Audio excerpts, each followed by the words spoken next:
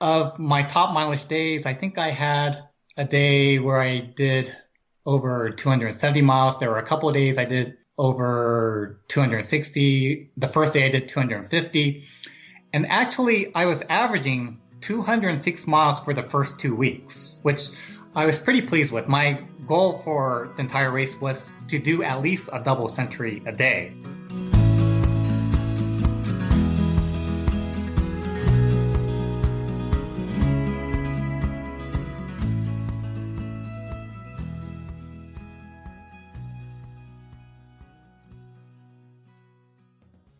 Hey folks, welcome to the Adventure Sports Podcast. I'm your host, Mason Gravely. Man, this one goes way back. 2016 is when this episode came out, and Travis was hosting at the time, Travis and Kurt, but Travis did this one, and it's with Felix Wong, who did the Trans Am bike race, or, Trans America bike race. It's known as the Trans Am now, but it's essentially a huge bike race across America, self-supported. It's pretty intense, and as you can hear in the intro, there's some very serious miles to the people who are really trying to compete, upwards of 200 miles a day or more. And so Felix is here to talk about that. I don't have any updates or anything. Thanks for everyone who has left a review, who has supported us on Patreon, and who has reached out in the podcast. It's been really cool. I don't have anything else on my end, but I just hope this inspires you. It gets you out there, and you do something like this one day where you can be on the show.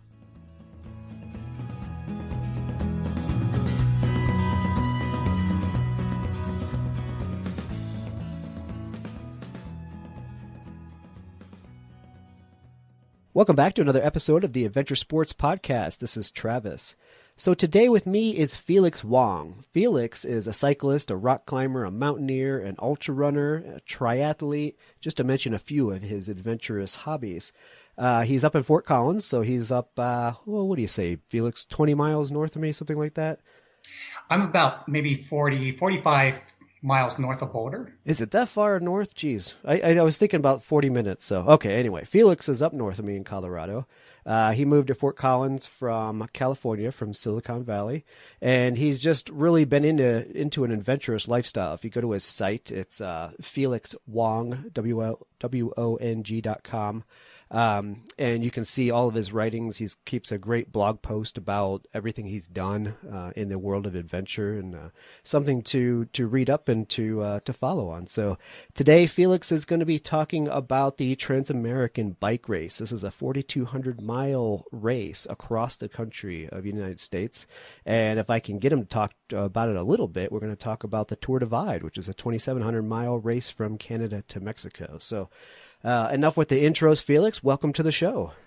Well, thanks, Travis. Thanks for having me on the show. It's always a pleasure to share my passion of cycling and adventure with the world. Well, let's do it then. So today we're going to be talking about bicycle riding and racing. So give me a little bit of a background on you. How did you end up getting into competitive cycling? Well, I was exposed to bikes at a pretty young age. When I was 5 years old, my mom and dad bought me a little BMX bike, and I remember at that age I would be helping fix my cousin's bike. But what really got me to foster a keen interest in cycling was in middle school, when my friend Brian would talk about how he wanted to bike over to his hometown of Turlock, California, which was 40 miles away from our middle school. And at that time, this sounded like such an outrageous distance. It just sounded so far. I'm not sure if he ever did it or not, but a couple years later, then I would buy my first road bike. It was a $5 garage sale special that basically had everything wrong with it. It had perpetually exploding tires. But at the same time, I also was checking out editions of Bicycling magazine from the local library. I would read every single edition from cover to cover. I remember reading about the race across America, which was a relatively new race at the time. And I don't think I ever truly believed that maybe this was something I could do one day, but it did plant the idea of not just biking across the country, but from racing from the Pacific Ocean to the Atlantic Ocean. And as time went on and I got more experience cycling, definitely racing from sea to shining sea became something that was on my bucket list. So early on, you learned about this race and you thought one of these days I might actually try that. Now, obviously, I've had to think this is not your first race, right? It absolutely was not my first race. Okay. I was like, man, that's pretty impressive. Yeah, no, I have over 20 years of ultramarathon cycling experience. My very first bicycle ride, it wasn't a race, it was a century ride in Stockton, California, which is where I was attending high school. It was called the Delta Century. One day over lunch in high school, I was talking with friend Ken Liu about cycling, and he was very athletic. He ran, he swam, he rollerbladed. He also rode bikes, and I really didn't do any of that except I rode my bike maybe like 5 miles, 10 miles here and there. Nothing really that long, but again, I had fostered a very keen interest in cycling. And so we were talking about the Delta Century, and I said, oh, sure, I would be interested in doing that. Well, we entered, and I actually ended up borrowing a fairly decent bicycle for that since my $5 10-speed wasn't going to cut it. I borrowed a Bianchi with Campagnolo components. It had a genuine Brooks leather saddle that was a literal pain in the butt after 7 miles. Mm-hmm. But I remember after 20 miles, I was feeling okay. By 30 miles, I was already bonking. My legs were completely cramping. Ken behind me on his Costco mountain bike that had a speedometer mounted on the handlebars, he was yelling out, Felix, we're only going 10 miles an hour. Are you sure you can make it to the end? We still have 70 miles to go. And I was just apologizing profusely, and I was saying, yeah, I'm going to try to hang in there. Well, we got to the next rest stop. We spent quite a bit of time there. I refueled. I drank a lot more water. I got something of a second wind, and that wasn't to say that we were ever going fast. I mean, I still had to dismount and walk my bike up little hills that were about the size and steepness of, say, like a highway overpass. But we got to the end. It took us about 10 and a half hours, and I was just completely hooked on cycling after that. It was such a great adventure. It was such a great sense of accomplishment, such a memorable ride, that ever since then, I made a point of riding at least one century ride a year. In fact, since 1996, I've ridden at least a double century a year. So I have like a 20 or 21 year streak going back a couple of decades. In addition to double centuries, which is probably my favorite distance, I've done other bike races like Paris-Brest-Paris. It's the oldest bike race in the world, dates back to 1890, predates the modern Olympics and the Tour de France. It's 1,200 kilometers going from Paris to Brest and back to Paris. I've also done the Tour Divide, like you mentioned, in 2008. The very first edition was one of the original 8 finishers of the Tour Divide. In 2011, I did the Furnace Creek 508. It's a 508-mile race in Death Valley. Set a age group record for the classic bike division, which stipulated riding a bicycle using 1983 technology or older, including a luggage steel frame, 32-spoked wheels, down tube shifters with no indexing, and a 6-speed freewheel. Also had to use toe clips and straps. That was another great adventure. So I've done quite a few ultra distance adventures before tackling the Trans Am bike race in 2015. That's pretty cool. So that Furnace Creek 500 was the one where you had to use the older bike. That's a neat concept. I've never heard of that. But for somebody that had a good athletic ability but didn't necessarily have the funds to buy an expensive bike, and let's face it, bikes are not cheap these days, that's something they could enter into. I mean, obviously you can pick up one of these bikes on Craigslist and go at it inexpensively. So that's a neat concept. Where is that held? That's held originally in Death Valley. Then a few years ago, Death Valley actually closed the national park to events like that. So it actually got moved, I think, to Western Nevada. So my course record is safe because the course has changed, but it's been one of the premier events to actually qualify for the race across America. It dates back well over 20 years. Wow, that's cool. That's cool. I'll have to check into that. So the Paris-Brest-Paris ride, I had seen that one come up, and another one I hadn't heard of. Tell me a little bit more about that. You said it's 1,200 kilometers from Paris to Brest, back to Paris, obviously. Tell me a little bit from that, a couple stories from it, maybe. The history of the event is really interesting because, again, it is the oldest bike race in the world. It's actually a race where Michelin, the tire manufacturer, became famous because back in those days, people were riding bikes with solid tires, the solid rubber tires. And Michelin was just a very small company. They made one of the first pneumatic tires. And I think in the first edition of Paris-Brest-Paris, the winner was riding Michelin tires, and that put the tire manufacturer on the map. And now it's a huge company. Wow. So it dates back a long time. Also, another interesting thing about it was when it was first held, doctors did not believe anyone could ride such a distance. They thought it was equivalent to overdosing on arsenic.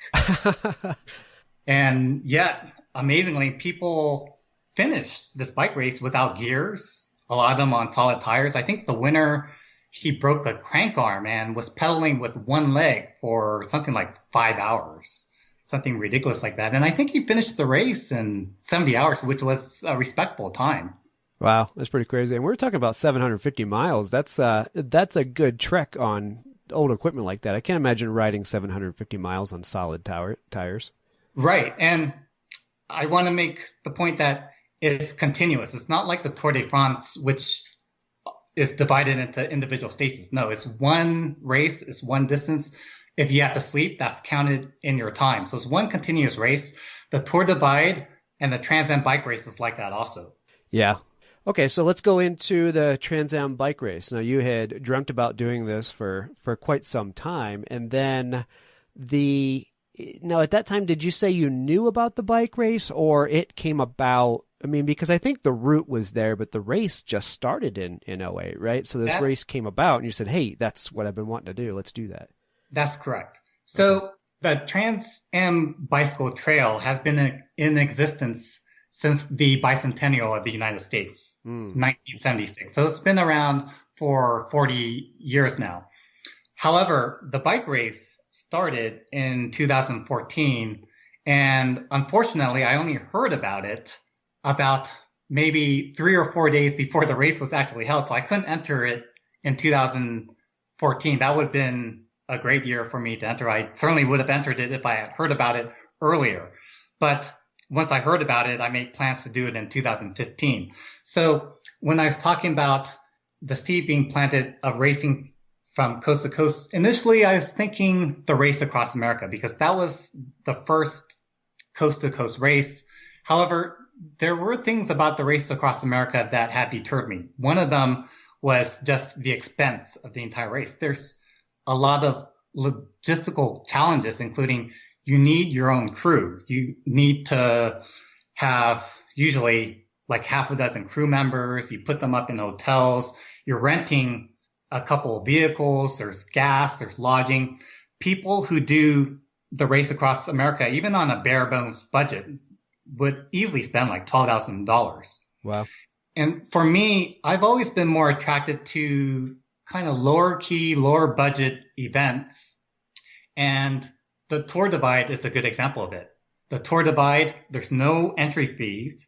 There's no prizes, but there's also very minimal rules. It's just you start at one point in Banff, Canada. You finish at the Mexico border in Antelope Wells in New Mexico.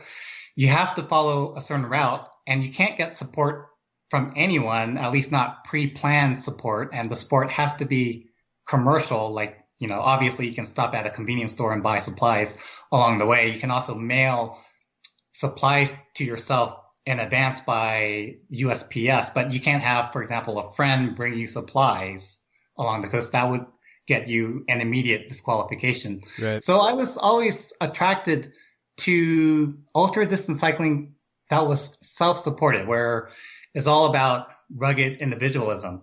So when the Trans Am bike race came along in 2014, I instantly knew I wanted to do this because it went from coast to coast. It was self-supported. It was basically every person for himself or herself. And that's how I came about to do the Trans Am bike race. So how do you get yourself prepared to do something this big? I mean, it's 4,200 miles. We're talking, about 24 days of riding. How do you get yourself set up as far as the logistics of it? I mean, obviously you have to find a room or a place to stay for each one of those nights. So do you plan that ahead, or do you just kind of wing it, not knowing truly what your itinerary is?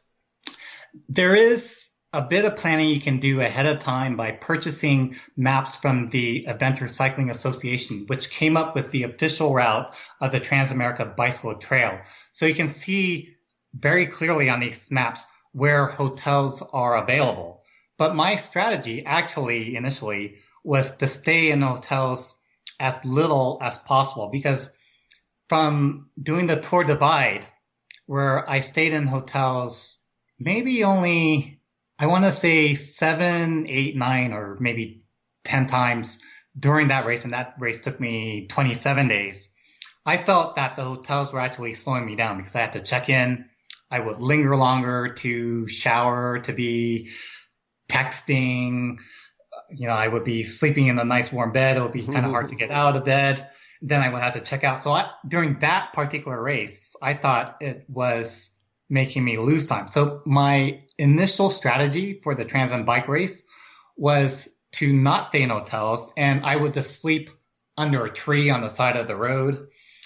And I actually had to do that quite a bit. I actually really didn't have a choice. In, for example, Eastern Oregon, there's nothing out there. It's basically just a desert. You'll be lucky to see a tree in some places. I remember there were a number of nights when it was past midnight and I was starting to look for places where I could get like 3 or 4 hours of sleep at. And I just never could find a good sleeping spot. And I would ride on for another half hour, another hour, another hour and a half. And ultimately, there were, I think, 2 or 3 nights when I ended up sleeping behind the guardrail off of the highway, just behind it, in my bivy sack. So I could hear if there was a car coming. Fortunately, there's only maybe like one car coming each hour, whizzing by at 60 miles per hour, maybe only about 10, 15 feet away from where I was sleeping. But that's what I had to do for a lot of the nights. Now, later in the race, especially in the eastern United States, there were a lot more hotels that gave me the option of staying in. And I started to stay in hotels more and more, and I started to see the advantage of staying in hotels where I could take a shower. I could get a good 3 or 4 solid hours of sleep. It was just easier to sleep in a bed than on the ground, as you can imagine. But it also helped me save energy. There were a couple nights in the Appalachians where I got caught in a thunderstorm and I crawled into my bivy sack. One time was underneath a picnic table and water still was dripping onto my bivy sack, and it turned out my bivy sack wasn't waterproof. And bad time to find out.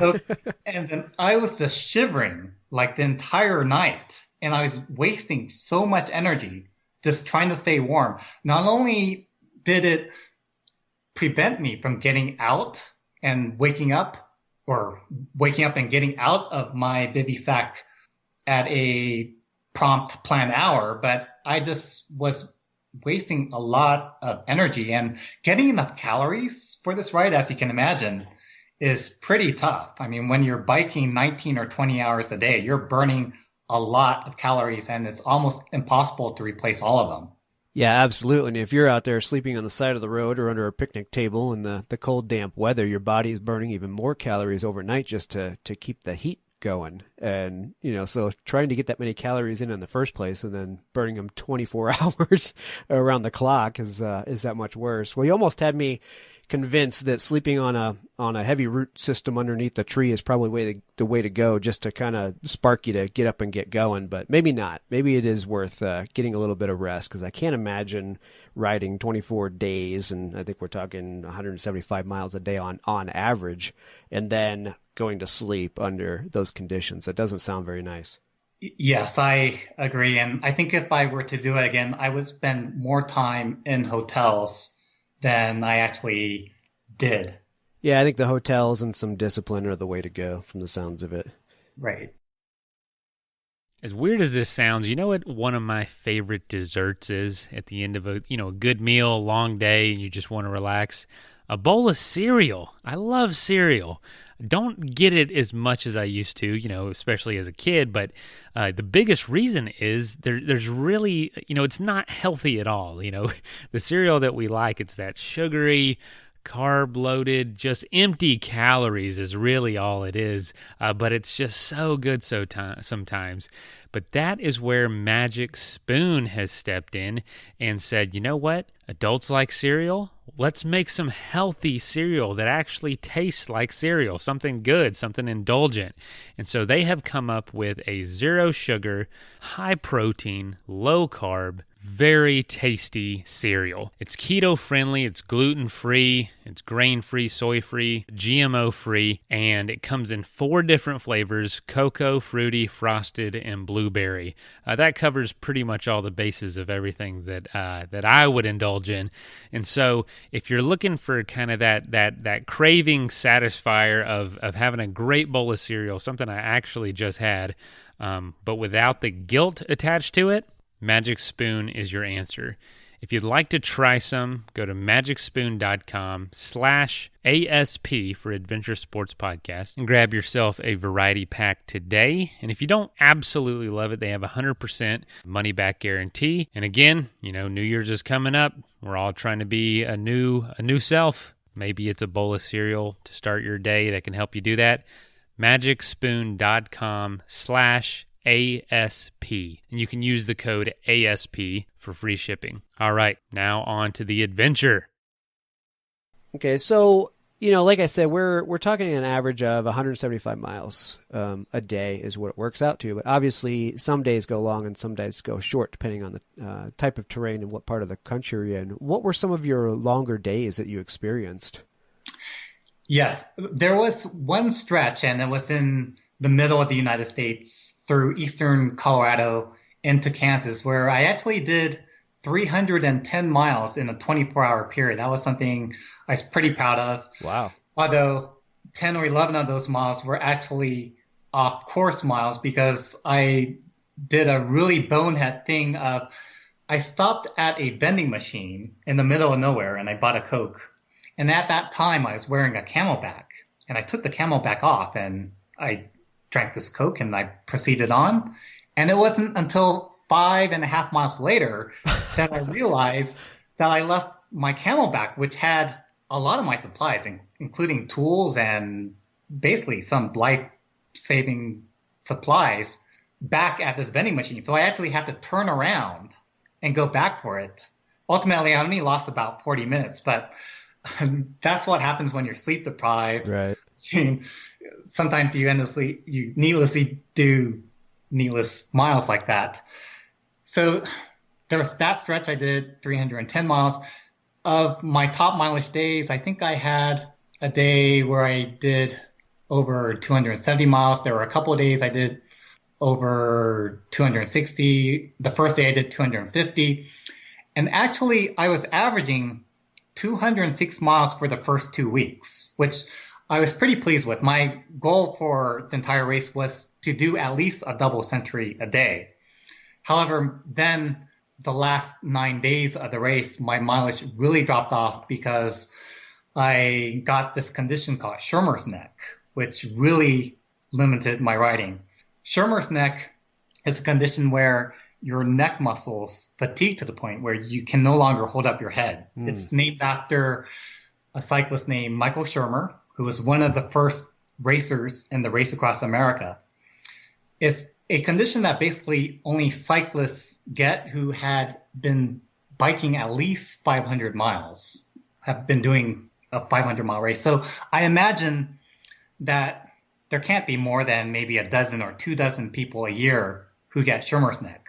I was only slightly aware of what this condition even was. I remotely remember reading about it maybe 10 or 15 years ago. I've never got it in one of my other races, so I never thought I would get it. But I got it after catching up to basically all of the leaders of the race, except for the eventual winner, who was just way ahead of us, in Pittsburgh, Kansas. At that time, I was flying high. I was feeling good. The day after that, that's when I started to notice that when I was riding in my aero bars, I could no longer see the road. I just couldn't pick up my head enough to see the road ahead of me. And then I had to transition over to the hoods of my bike, and I rode like that for maybe 6 or 8 hours. Then later in the day, when it became nighttime, I had to be riding on the tops of the handlebars just to be able to see the road. And from then on, I think I was in Missouri by that point. That's where my mileage just went way downhill. I mean, I was trying to just initially, I was kind of in denial of the problem, and I was just riding through it. I still put in pretty good mileage, but then it just became so unsafe riding with Schirmer's neck that I was stopping more. I was trying to do things like ice it, and it just really diminished my riding.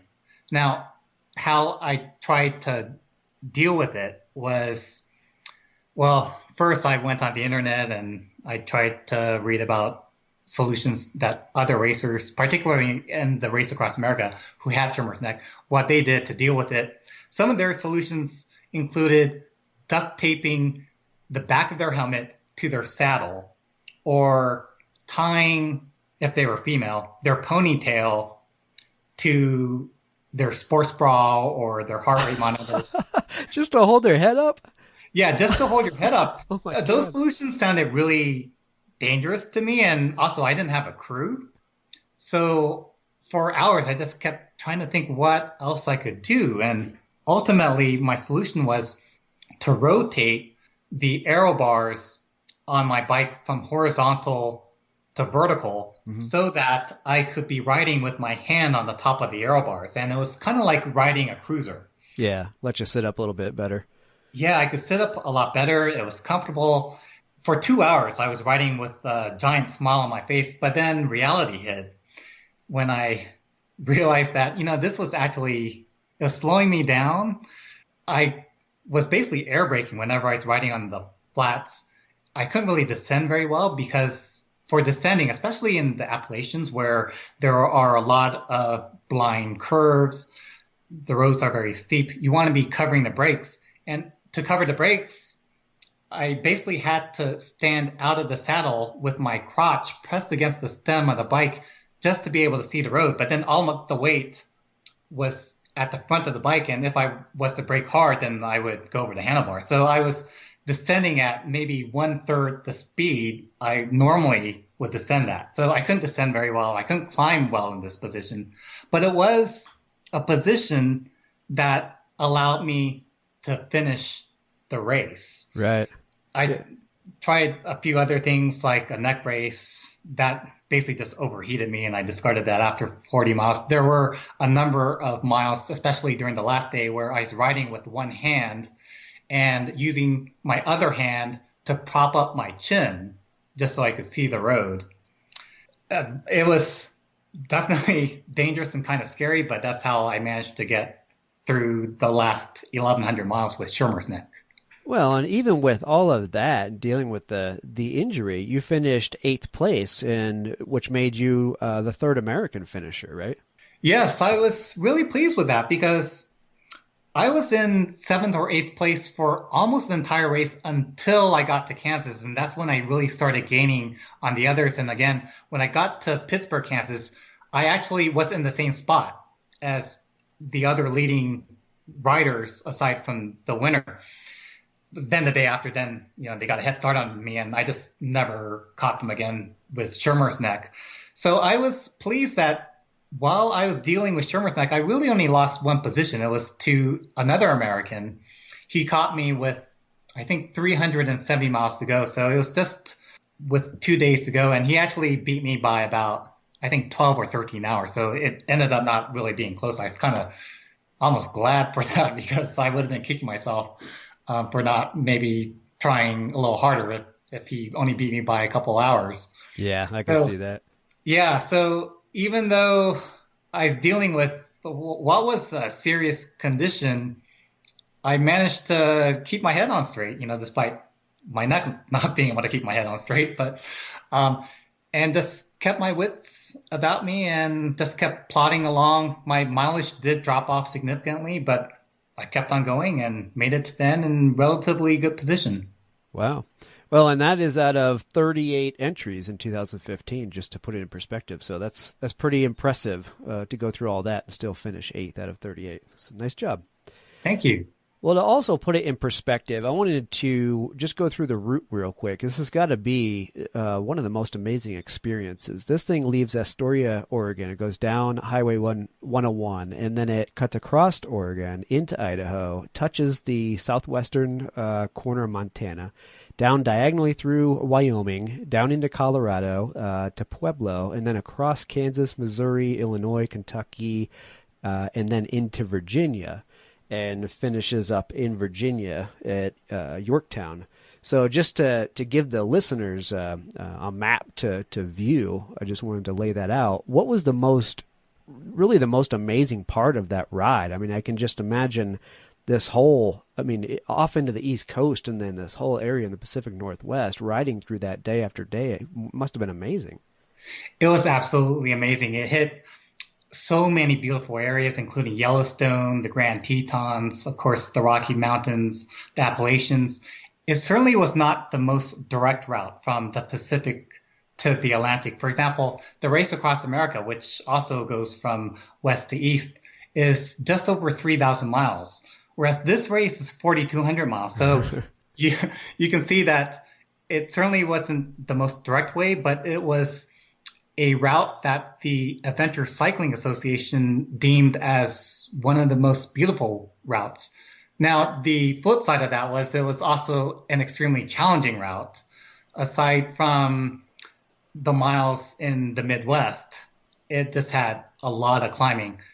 I think listeners would be surprised to hear that Colorado actually had the second least most amount of climbing of any state in this bike race. I think Kansas had the least amount, of course. That's like perfectly flat. But I think Colorado had the second least. The states with the most amount of climbing were Virginia, Kentucky, and Oregon. And there's so many areas that were just amazing and inspiring from a scenery aspect. I especially enjoyed the West, going through Oregon, going over Mackenzie Pass, through the desert into Idaho. Idaho is this spectacularly gorgeous, especially the northern parts of it. And then, of course, you go through Yellowstone, the Grand Tetons. Really enjoyed coming into our home state of Colorado and even Kansas. A lot of people complain about how boring Kansas is, but I enjoyed it just because it was flat. The winds, which people complain about, yeah, they were bad in sections, but there were also times when I had a tailwind. I was going to say they probably are back most of the time, which was probably pretty refreshing after all that climbing. Yeah, absolutely. And I was making great time. The Appalachians were really nice also, but the sad thing about it was I couldn't really see much of it because I had Schirmer's neck. I just couldn't see around me. I could not see ahead of me very far. I couldn't turn my head so I couldn't see to the left or right of me.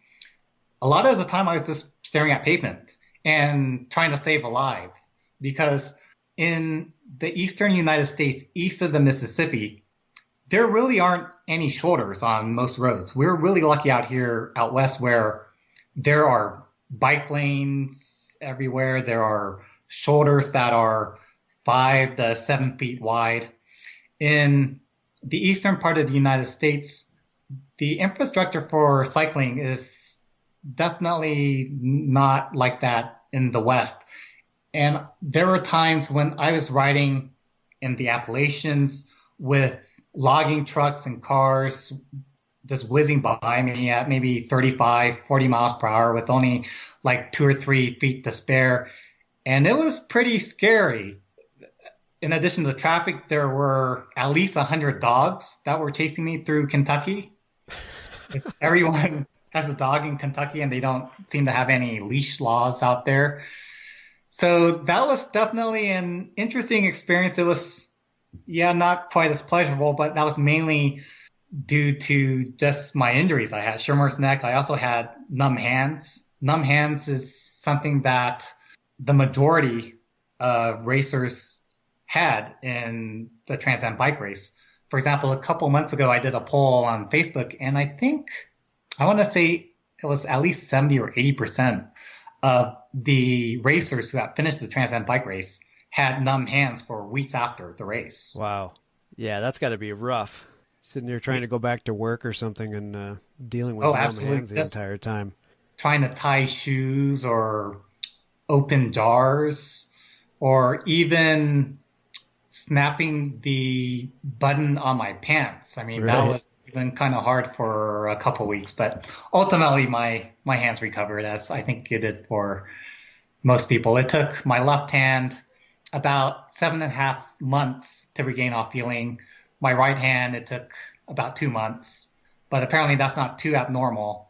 I do have to say that I've never gotten numb hands in any other road race I've done. During the Tour Divide, I got numb hands after like the first day, but that's mountain biking. Mm-hmm. During other road races, never gotten numb hands until the Trans Am bike race.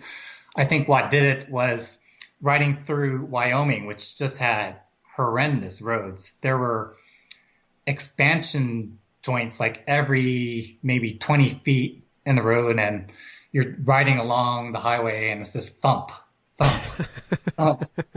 And after that, that's when I started to feel a little bit of numbness in my hands. Wow. Can you imagine the guys back in the Paris-Brest-Paris with the solid tires hitting bumps like that the entire time? I'm sure the road conditions weren't even close to what we're used to these days. But absolutely, the brutality. I don't even think the roads were paved back in the early days of Paris. Yeah, because I forget when you said that started, but you're probably right. It was old enough. Around 1890. Wow, geez, yeah. There you go. That's a brutal race.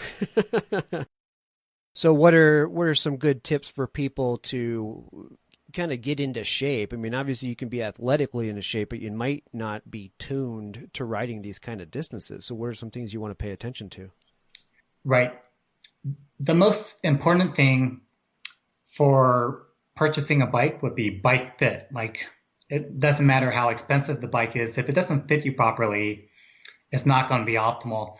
So you can either enlist the help of a good bike shop to help you with bike fit, or there are some formulas on the web or in books. For example, Greg LeMond, he has a book that I read when I first bought my first real road bike, that you determine your inseam and you multiply it by, I think, some crazy number like 0.65, and that would be the distance from the center of the bottom bracket to the top of the saddle. That's a good guideline. And then there are other general guidelines for reach to the handlebars. So bicycle fit is really important. You want to have that nailed down in the beginning, because if the bike doesn't fit you properly, that could cause you problems down the road or make you not as efficient as you possibly could. But other than bike fit, I think it's just important to get in, especially if your ultimate goal is to do these ultra marathon bike races, is to spend time in the saddle and to bust out these long rides. Like, you don't have to be doing it every single day. You don't even have to be doing it every week, but it's important to get in good distance rides, especially before the Trans Am bike race. You want to be comfortable doing 200-mile bike rides if you want to be competitive. Like, if you just want to finish, and there are some people finishing in 40 days, which is still very respectable, then yeah, you don't have to be biking 200 miles, but you want to be logging the miles, especially if you want it to be competitive. Right. Right. Well, I imagine, to me, anybody that rides across the country 4,200 miles has my respect anyway. I don't care how long it takes you to do Yeah, it. Good for you for absolutely. doing Yeah, it. 30 days, 40 days. It's really all academic, and my hat goes off to anyone who can do this. It's really a great adventure, and it's a great sense of accomplishment when you get to Yorktown. Yeah, absolutely, I'm sure. Well, before we run out of time, I want to touch base on the Tour Divide a little bit. So you rode this in '08, and I think I mixed up the dates earlier, but it was a Tour Divide that you rode in 2008, and that was the inaugural year, right? Yes, it was the very first year. There's a movie about the race called The Ride the Divide. It's a great documentary. I would highly recommend it for those who aren't even cyclists. It's just beautifully shot. It's a great storyline. I'm in it for only a split second, but it was the very first year of the Tour Divide, and the Tour Divide actually is nowadays considered kind of the granddaddy of these bikepacking races. It's really what has made these races gain in popularity, especially once the movie came out. And at the time, the Tour Divide, the course, it just seemed so ridiculously difficult, just with the weather conditions, the climbing. It's 90% off-road. There are no services, especially in New Mexico, but there are stretches of just hundreds of miles with no services. So it was something regarded as like almost impossible. And I'm really attracted to these sort of challenges. And I hadn't done much mountain biking up to that point, but I had been doing a lot of long road cycling rides. So I entered, and it turned out to be, I would say, probably the number one adventure of my lifetime. Really? Yeah, it was just an incredible experience. Trying to race the Continental Divide from Banff to Antelope Wells. It was just an amazing experience. Probably the one I would remember even more than the Trans Am bike race. Huh. Yeah, I think of all of the bike races out there, or even tours, I think that's the one that would be at the top of my list to attempt. I like the format. I like that it's self-supported, and there's really, not much in the way of rules. You just ride. As long as you ride the route that everybody else rides, it doesn't matter. And you don't have to ride this in the what do they call the big leave off? There's one point in the year where everybody goes, but you're allowed to actually ride this and compete in it kind of on the honor system any time of year, right? Absolutely. You can do it as an individual time trial where you can take off on your own any time of year. And yeah, you can race this. You can even set up a satellite tracker so that people can see where you are. That's actually encouraged so that you can have your time verified. And so most people, they ride it together. The Tour Divide starts generally the second week of June, around the same time as the Trans Am bike race. But if you're so inclined, you could ride it on your own any time of year. Right. Yeah, I'd like to do that one. That's pretty cool. And I'll point out that even in that one, 2008, I think you had 17 people compete in that one, and you still finished 6th in that one in that inaugural year. So congratulations on that one, too. Thank you. That's a pretty good accomplishment.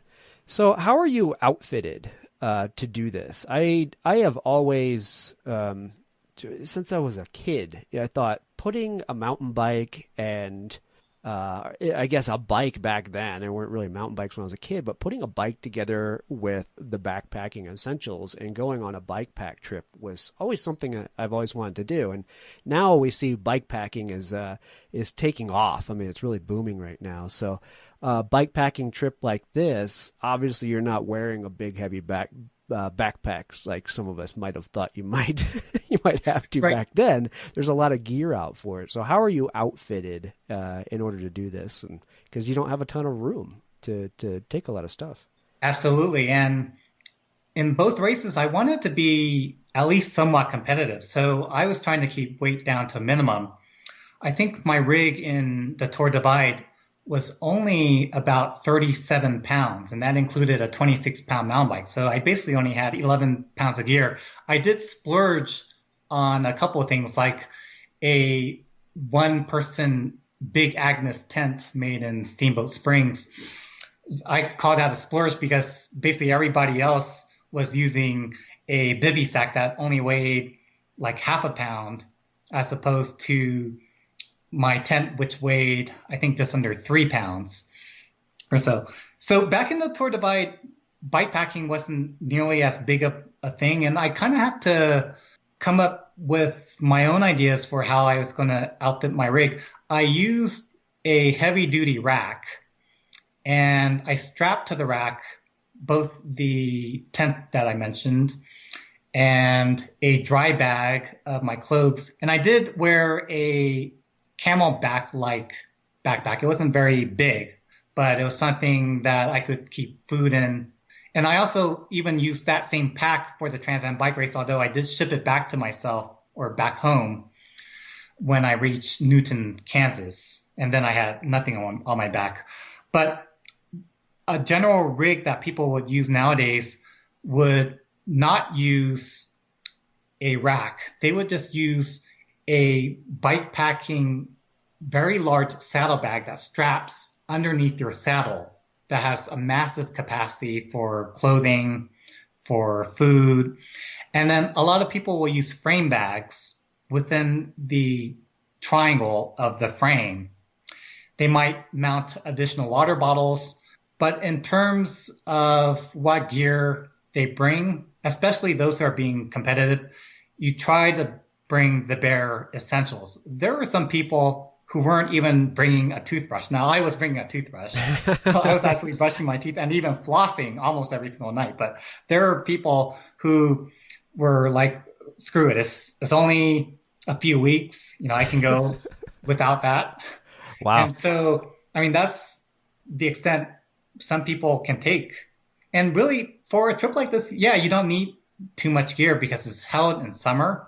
Most nights are going to be warm enough, aside from maybe the times you're at elevation, that you don't really need a lot of extra clothing.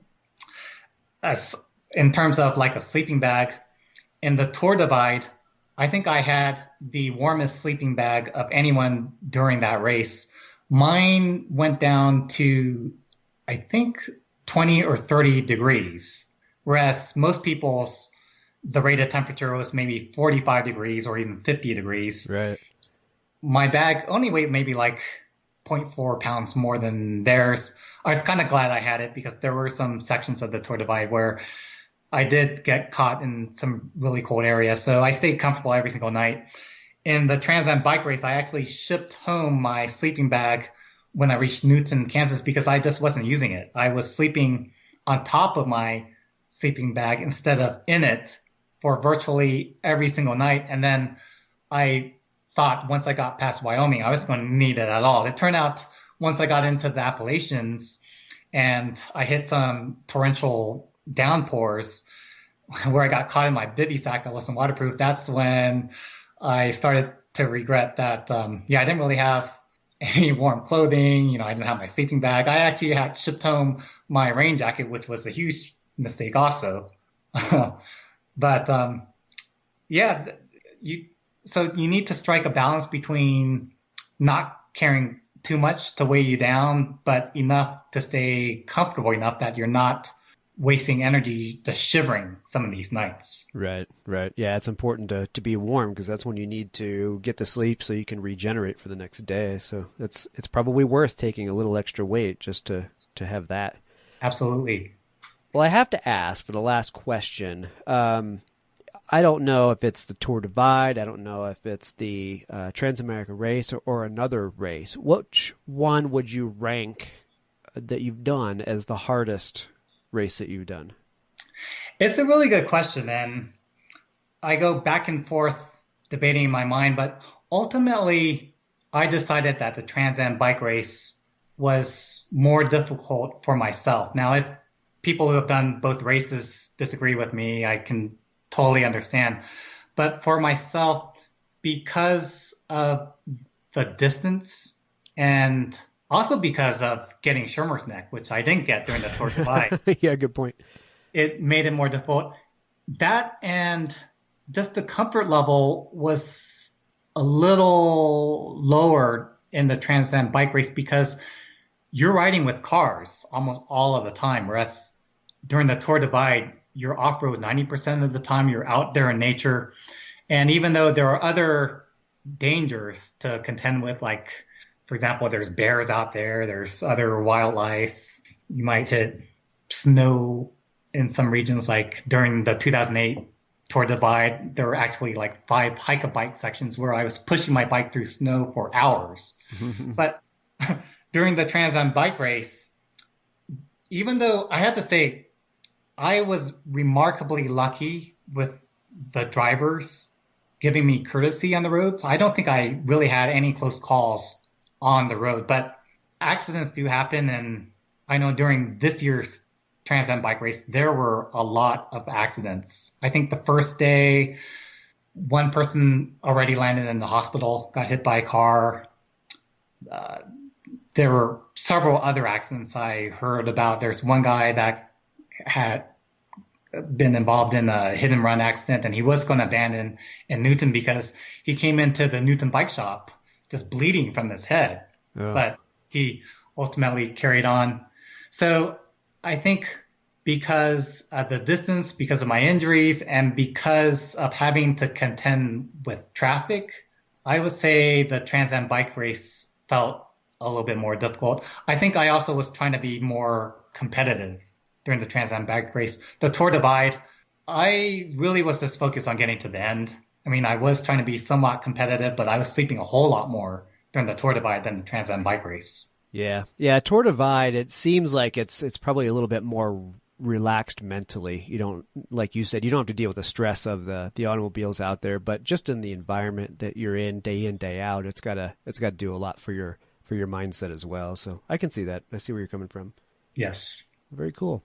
All right, Felix. Well, that was a quick hour. I loved hearing about these 2 rides, and I'm sure the listeners did too. And we mentioned your website earlier on, but I wanted to mention again. It's felixwong.com. It's FELIXWONG.com. Go check out Felix's website. He keeps an excellent blog with all the adventures that he's done, which is far more than anything we've talked about here. I mean, all of the other things he's done is listed up there. But go check it out, see what he's up to, and follow along with him, and maybe he can help you out and get you started in one of these adventures that he's done. So, Felix, thanks so much for sharing your stories with me. I appreciate your time. Thank you very much, Travis. It's been a great pleasure. It was awesome. Thanks, bud. Have a good evening. You too. First of all, thank you so much for listening. It means the world to us that you choose to listen to this show. If you'd like to help us further, you can leave a review on iTunes, share us with your friends, your family. It goes a long way to growing the show. You can also support us financially through patreon.com/adventuresportspodcast. Link is in the show notes. And also, if you have an idea of who could be a good guest for the show, we're always looking for people to tell their story about the outdoors or adventure. So if you know someone, please reach out. Email us at info@adventuresportspodcast.com. And until then, get out there and have some fun.